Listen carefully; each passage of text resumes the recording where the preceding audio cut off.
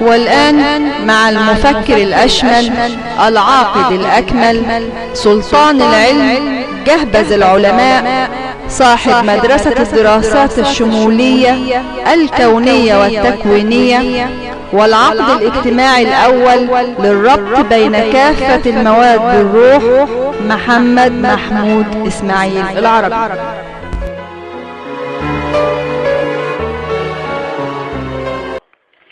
علمنا صوابا، عملنا خطأ، كشفنا خطأ، فلما تماد